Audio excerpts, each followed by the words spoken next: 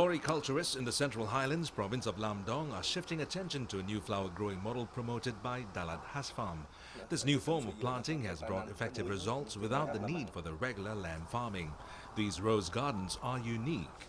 Each rose bush isn't planted in the earth. Every change starts from here.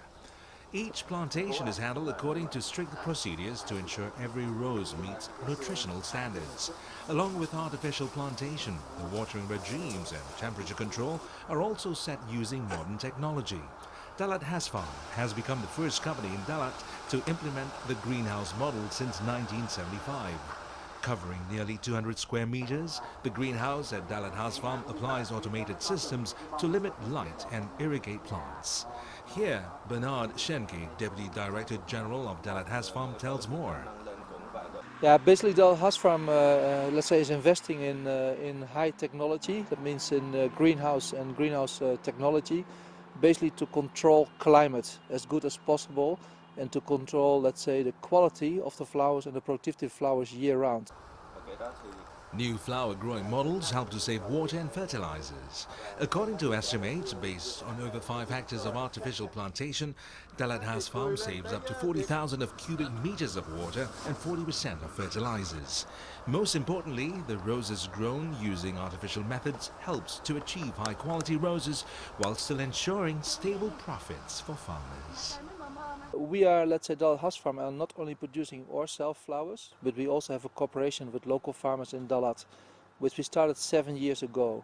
In choosing to work with local farmers, we choose very careful the crops we can produce with them. So at the moment we choose carnation, we choose chrysanthemum. The quantity of export roses accounts 10% of the total 1.8 billion of roses grown every year in Lamdong province. In order to increase the number of flowers for export, the quality of the flowers must be guaranteed. Dalat Hasfarm is one of the examples of modern flower plantations which help to achieve high productivity. However, it's not applicable for many farmers given their small scale of production and investment limitations.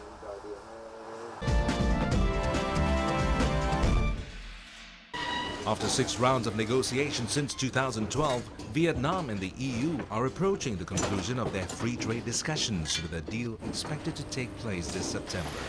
This will open up new opportunities for Vietnam's exporters to enter Europe. In particular, the tax cuts currently under negotiation can help Vietnam's exports to these markets increase by 30 to 40%. However, Vietnamese enterprises still have to deal with various non-tax barriers. Vinh Thong Footwear Company invested in new machinery to meet a predicted 30% increase in orders in the years to come. However, the biggest challenge for the firm is the rules of origin. Tran Du Khan, Managing Director of Vinh Thong Co., said there are ample chances, but there are abundant obstacles too. The first barrier is product quality, particularly chemical and physical composition criteria. Companies have to find clean inputs for domestic market. Secondly, footwear inputs are predominantly sourced from China at present. But to follow the rules of origin, these inputs can't come from China. The company is actively looking for other suppliers and hopes to get some help from the government to fulfill FTA's requirements. Technology and intellectual property are other barriers facing Vietnamese enterprises. This means enterprises have to maintain high-skilled workforces. However, the rate of high-skilled labor in the sector now stands at below 20%. Nguyen Ban Khan, chairman, HCMC's Association of Leather and Footwear, said Vietnamese enterprises are still not fully aware of EU's legal barriers. He said they are proposing raising business awareness on this. Another proposal is to build an input production zone so that our exports can meet with FTA's criteria. However, non-tax barriers are seen as chances for enterprises to upgrade and improve their competitiveness. Pham Sun Hong, Chairman, HCMC's Association of Garments, Textiles, Embroidery and Knitting, said with new opportunities come new challenges. To fully tap these opportunities, enterprises have to prepare themselves. Until now, these companies have maintained a stable labor force through better management, corporate social responsibility, intellectual property rights. These all are the priorities. The EU has been among the top destinations for Vietnamese exports and investments. Vietnam's exports to the EU last year reached 24.3 billion USD and imports 9.4 billion USD. Therefore, the Vietnam-EU FTA will have a huge impact on Vietnam's economy. More importantly, opportunities and constraints from FTA will help improve Vietnam's business environment and Vietnamese enterprises' competitiveness in international markets.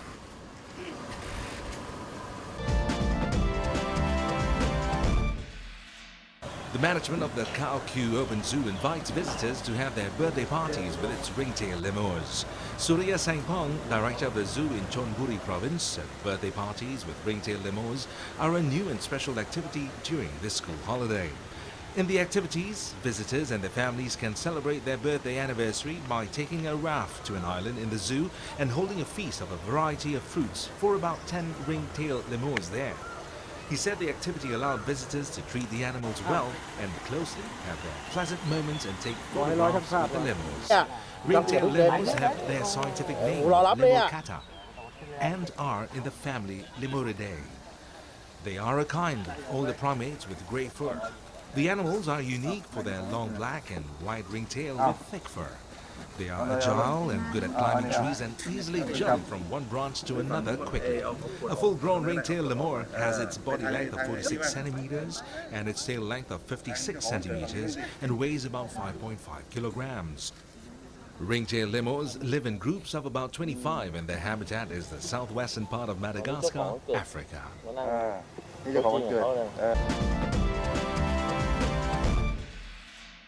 The management of Suvarnabhumi Airport officially opens a 23.5-kilometer-long bicycle lane for cyclists and claims it is the world's best bicycle lane in an airport. The opening ceremony was lively as it was witnessed by about 1,000 cyclists, executives of Airports of Thailand PLC or AOT, and well-known persons including caretaker Transport Minister Chatat Sitipun and Nok Air Chief Executive Officer Pati Sarasin.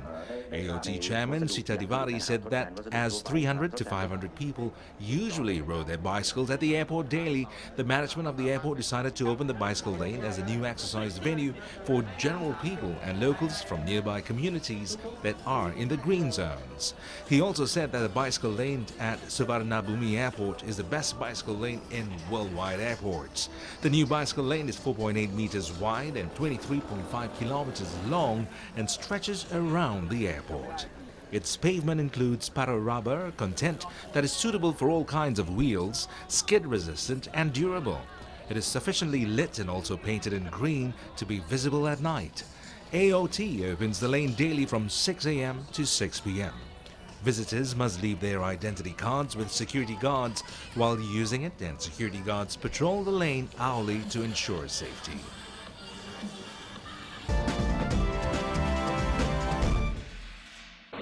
Robust security measures are already in place at Singapore's Changi Airport to manage threats against the aviation sector, but these have been reviewed and stepped up in light of the recent MH370 incident. Singapore's Changi Airport, which serves more than 100 airlines, is one of the busiest in the world. And following the recent disappearance of Malaysia Airlines MH370, security has been further raised as a precautionary measure. In 2013, some 53.7 million passengers passed through Changi Airport. Now, that's about 147,000 passengers each day. Not only that, more than 6,900 flights either landed at or departed every week from Changi Airport that year. Now, these are just some of the numbers authorities have to work around when formulating their security plans. The airport police regularly review the security arrangement at the airport in accordance with the development worldwide. In light of the MH370, the security agencies have reviewed the security measures, and we have enhanced some of the checks with stronger ground presence, and we also have enhanced the checks on travelers' identity. It's understood that selected flights are subject to more checks, though details are not made known. Airlines were also briefed about enhancing safety measures. What happened to MH370 is still a mystery. We have not established there's a security breach occur for this particular flight, I think it's better to be safe, to step up measures, so if there's recur of such incident, we are better prepared. But one thing that's known about MH370, two passengers were traveling on stolen passports.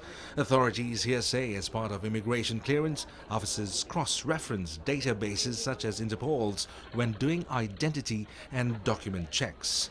They're also trained to look out for travelers who behave suspiciously and check that travel documents have not been forged or tampered with. All baggage is put through an automated screening system which can detect explosive material. Still, it doesn't hurt to have extra noses on the job. All these make up the multiple levels of security adopted to keep passengers safe. Is always to ensure a balance between security and efficiency. Because it's not just about security. Security is paramount, but at the same time, because Singapore and frankly other countries are part of the global economy, the relatively efficient flow of passengers is also very important. Singapore's police and immigration authorities say they are monitoring the situation closely.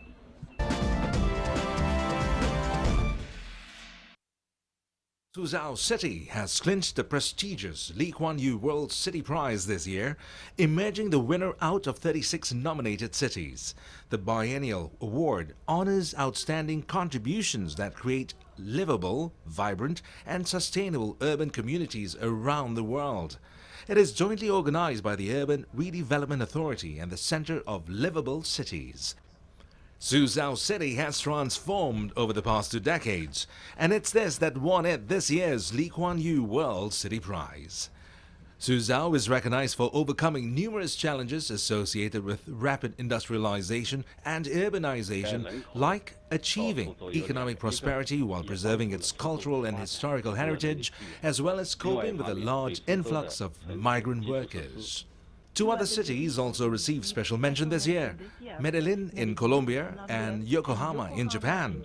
A satellite city at the edge of Tokyo, Yokohama is also an inspiring model for waste reduction, something that the nominating committee says Singapore can learn from. They have classified into 15 categories of rubbish. 15 categories. Okay, I think if we do that tomorrow, it's going to be difficult. Even I have difficulty remembering the 15. But make a start, a few, and eventually increase that. The Lee Kuan Yew World City Prize is a major highlight at the upcoming World City Summit that will be held in Singapore in June, and that's where Suzhou City will receive its prize. This is the 3rd time the award is being presented, with the cities of Bilbao and New York winning the 2 early editions.